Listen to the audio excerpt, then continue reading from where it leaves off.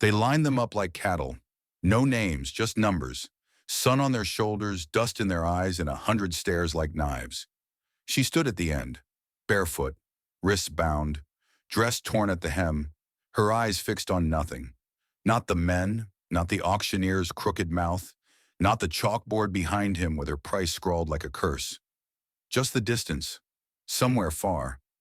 The crowd didn't look at her like a person, not really. They talked with tobacco in their teeth and coins in their palms. She had learned not to hear the words, only the tones. Hunger, disgust, indifference. When the bidding started, it was all noise. Raised hands, barked numbers, laughter that cracked like whips, until someone didn't laugh. At the back of the crowd stood a man in a dusted coat and wide-brimmed hat. Quiet, still. His boots were worn, his posture straight. He said nothing, didn't move. But when her number was called, he lifted 2 fingers. Just that. The others chuckled. One man spat. "You want that one? Hell, let her rot." The cowboy didn't turn. Another raised the bid, careless. The cowboy lifted his fingers again. Higher. The bidding stopped. No one wanted to fight for a girl like her. Skin too dark, spirit too dry, and no use arguing with a man who looked like he wasn't afraid to die over a thing. The auctioneer shrugged, called it sold. The man approached, pulled a folded note from his coat, paid without a word, then stepped forward and cut her bonds with a pocket knife. She didn't flinch. He handed her a shawl, not clean but warm, then turned, walked. She didn't follow. He paused, looked back once. His face gave nothing, but he nodded, like she had a choice, and that's why she followed. They rode silent, side by side, his horse slow, hers tethered behind. She didn't speak. He didn't ask. The desert stretched wide around them. The wind carried nothing but heat and silence. When the town faded behind, he finally stopped.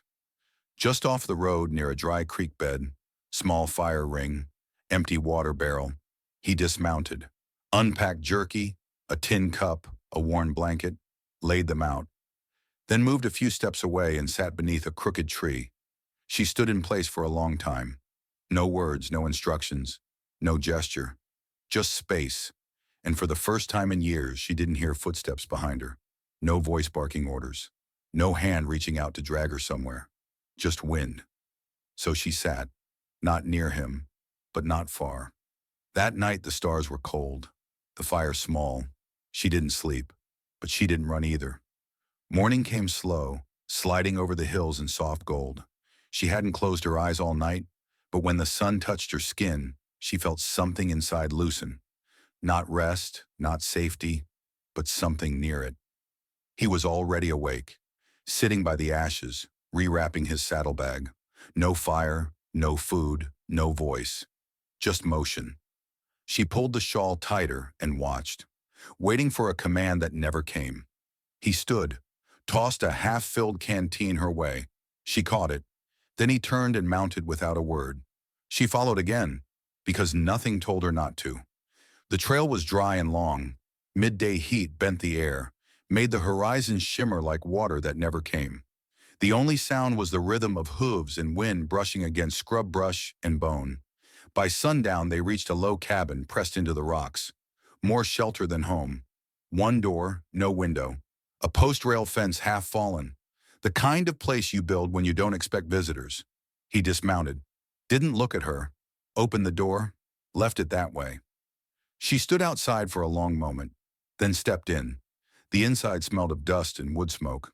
There was a stove, a single bed, a second cot folded against the wall, a cracked basin, no photographs. She didn't ask who lived here. It was clear. No one had for a long time. But it was his, somehow. The way he moved, the way he didn't look around like it needed explaining. He unrolled the cot and placed it across the room. No words, just a gesture. Simple, clear. You sleep here. You're not a guest. But you're not in danger either. She sat on the edge of it, let her shoulders drop. He lit a lantern, pulled a tin from the shelf, set 2 cups on the table, one in front of him, one in front of her. She didn't move. He poured anyway. Steam rose. Silence filled the rest. That night, the wind scratched against the door, but she didn't flinch. She kept her eyes on the flame inside the lantern. Small, steady, stubborn. He slept in his chair, not deeply, not safe. The kind of sleep you fall into only when there's nothing left to do but wait for morning. Around midnight, she stood and covered him with the shawl. He didn't wake, but his fingers twitched slightly, as if some part of him remembered kindness, even if it didn't know what to do with it. In town, men who'd seen the auction talked. "Ain't no sense in it," one said. "Paying coin for a woman like that, just to walk off with her like a damn preacher." Another spat. "Betty's got plans. Them quiet ones always do." But no one rode after him. He wasn't the kind of man you follow, not unless you were ready to bleed. By the third morning, she rose before him. She swept the dust from the floor with a dry branch, folded the cot neatly, boiled water without spilling. Her hands remembered more than she expected. He watched from the doorway, said nothing, just tipped his head once, barely. That was enough. They worked through the morning, fixing the fence, checking the well, gathering what little the land offered. She moved with purpose, quiet but sure. He handed her tools without asking what she needed. She caught them without looking. By noon, the silence between them had changed. It wasn't absence. It was rhythm. Later, he rode into town alone. Left her at the cabin. No warning. No lock. Just rode off slow, like he trusted the wind to tell her he'd be back. She stayed inside most of the day. Didn't touch his things, but walked the room like someone learning where the edges were, and slowly believing she wouldn't be punished for crossing them. He returned near sundown with flour, beans, and a worn pair of boots. She didn't ask who they were for. He didn't say. She set them beside her cot anyway. That night, they ate together for the first time. No table words, no thanks. Just bread and firelight. He glanced at her hands once, scarred, calloused, still moving with precision. She didn't notice, but he did. After the plates were cleared, he reached into his coat and set a small book on the table. It was old, leather cracked. Inside, blank pages mostly. She touched it like it might break. He didn't tell her to write, but she opened it anyway and wrote her name. The next day, a stranger rode up to the cabin, a white man in a clean vest, polished boots, too much smile. He tipped his hat to her like he meant it. "Didn't expect to see you out here," he said, voice light. "Man like you, keeping company like this?" Thomas stepped between them, not fast, but firm. "This land ain't for visitors." The man laughed. "I see that. Just checking if you lost your mind is all. Folks talk." Thomas didn't move. The man's smile thinned. "Well, maybe you got your reasons. Ain't my business what a man does with what he buys." Then he looked at her. Not like Thomas did, but like the men at the auction. She didn't flinch this time. She just stared back. And when he finally turned to ride away, he spit in the dirt before going. Thomas stood still a long time after. Didn't speak, didn't look at her. Just kept his hand near the axe handle. That night, he moved his chair closer to the cot. He didn't sit in it, but it was closer, and that meant something. The next days passed slow and steady. He worked the land. She worked the home. No roles were spoken, no lines drawn. But they moved in orbit now, not touching, not avoiding. Sharing breath, sharing sky, sharing silence that no longer felt empty. She cleaned the windows with rags she stitched from old shirts, hung her washed clothes on a line that creaked in the wind, planted something near the door. She didn't know what it would become, but she needed to see something grow. He built a second shelf, put nothing on it, but left it there like space meant to be filled. Once, while sweeping the porch, she heard a wagon roll past down the road. Inside, a child stared from the back. A little girl, hair like hers, face blank with that same quiet fear. Their eyes met only for a second, but she didn't look away, and the girl smiled, barely. That evening, he fixed the hinge on the front door. She made stew with what little they had. They sat again at the table. The light outside dipped warm and orange. Her hands moved slower now, like she'd stopped expecting to be told to hurry. He ate with steady rhythm, then set his spoon down and reached for something in his coat. A small tin box. He slid it across the table. She didn't open it right away. When she did, she found matches, a button, a piece of folded paper. Inside the fold, one sentence. You're free, but you don't have to go. She didn't speak, but her fingers closed the paper softly. That night, he sat in his chair, closer than before. She watched the fire flicker on the beams above. Then she stood, walked to the shelf, took the book he gave her, turned to the second page, and wrote down a single line. Staying is harder than running. She left the book open on the table, went to her cot, and slept, this time deeply, as if something inside her had finally stopped running. In town, a man told a barkeep, "He's got her up there, living like a wife." Another replied, "Reckon he's lost it, treating her like she's made of gold." But no one dared ride out, because everyone in 3 counties knew, you don't go near that man's line unless you're ready to never come back. The first snow came early, thin, silent, drifting like ash across the roof. It didn't stay long, but it changed the color of the land, made everything quieter, softer, as if the world wanted to pause for a while. She stepped outside that morning with her shawl wrapped tight and her sleeves rolled up. The cold bit her knuckles, but she didn't flinch. He was already chopping wood, bare arms, jaw clenched, focused. She watched for a while, then walked to the stump, picked up a log, stacked it. He paused. She met his eyes, calm, certain. He nodded once, then kept swinging. They worked together until the sun climbed higher and the frost lifted from the grass. Later, she sat on the porch, her boots near the fire. He brought out a tin cup, set it beside her. Coffee, burnt and strong. She sipped, didn't thank him. But her silence said she noticed, and his said that was enough.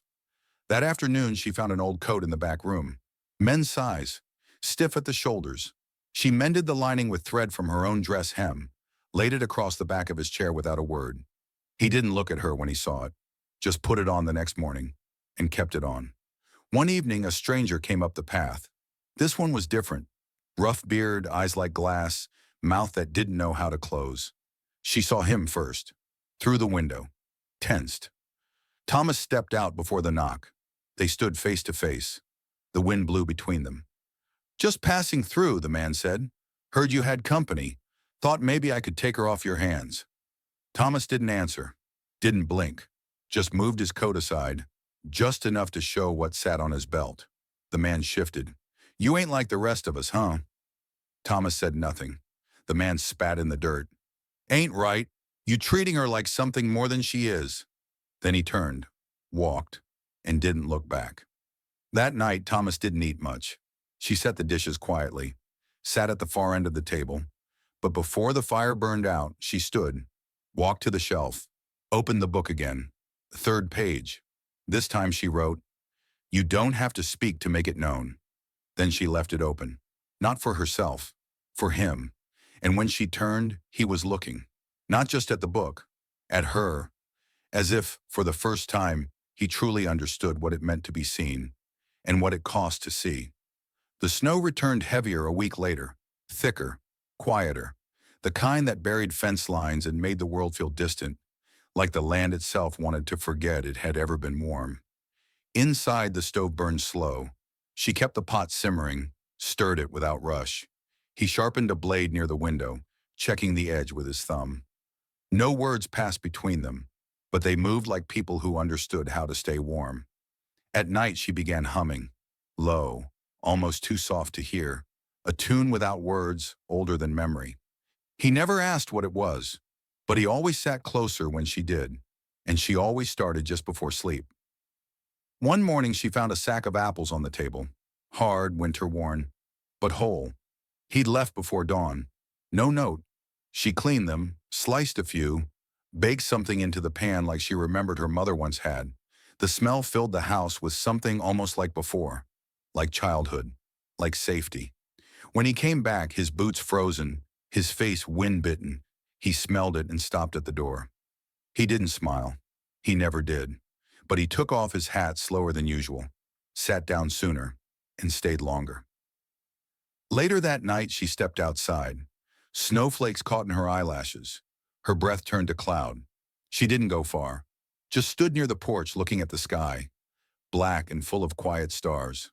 Behind her, the door creaked. She didn't turn, but he stood with her, side by side.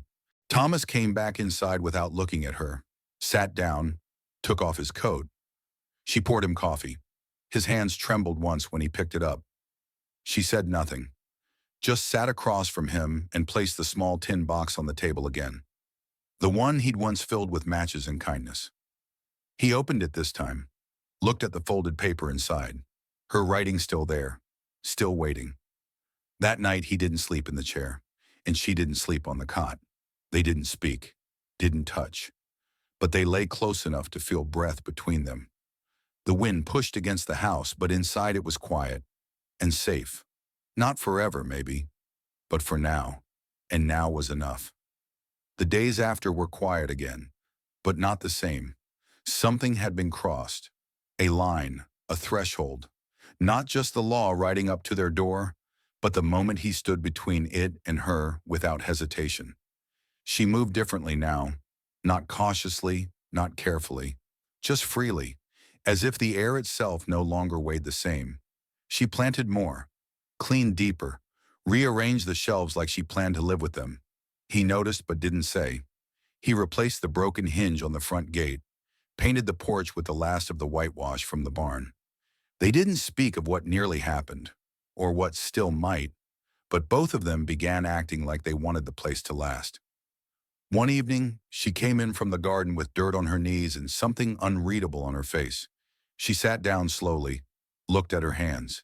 He was at the table, mending a strap. She didn't speak for a long time.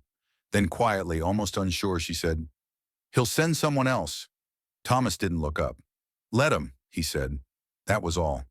She reached into her apron, pulled out a stone, smooth, warm from the sun, and set it on the table between them.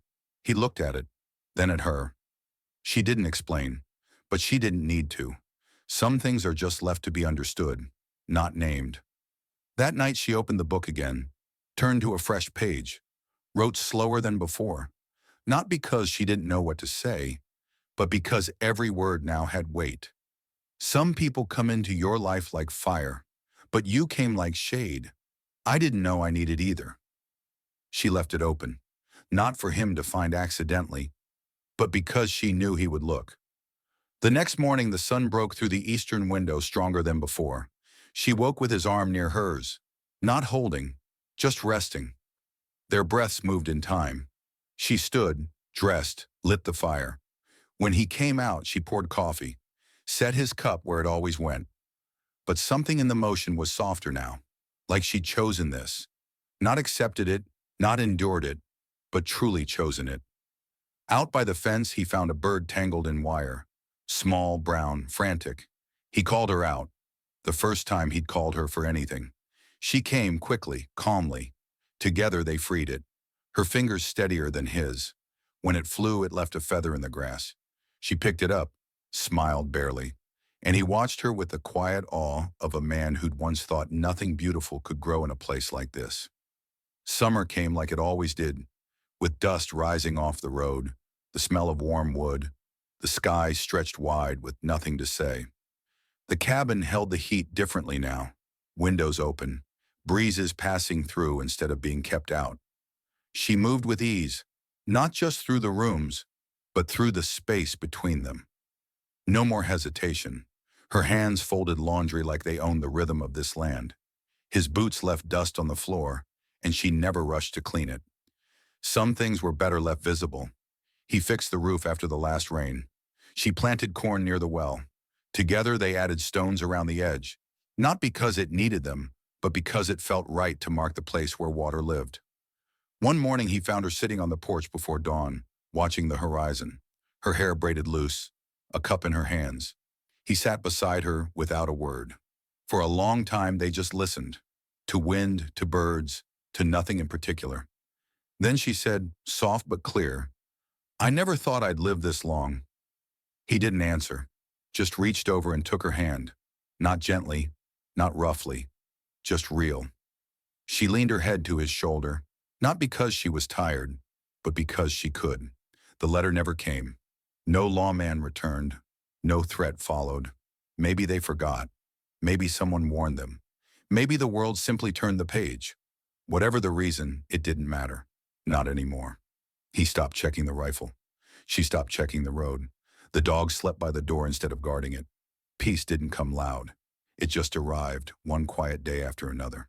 By the end of that summer, she carved her name into the beam above the porch. Not hidden, not small, not the name she was given, the one she chose. He carved his beside it, not touching, but close. They didn't marry. No preacher came. No papers changed hands.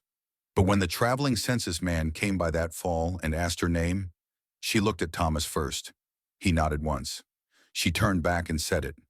Slow, calm, like it had always been hers. Claire Marlowe. The man wrote it down without question. That night she opened the book again. The last page. The handwriting older now, more sure. Freedom isn't leaving, it's choosing where to stay. She set the book on the shelf, beside the tin box, beside the feather, beside the stone. The shelf was full now. Outside, he sat on the porch watching the stars. She joined him, wrapped in the shawl he gave her that first day. No longer torn, but worn with memory. They didn't speak. They didn't need to. In the stillness, in the darkness, in the place they built between silence and shelter, they simply were.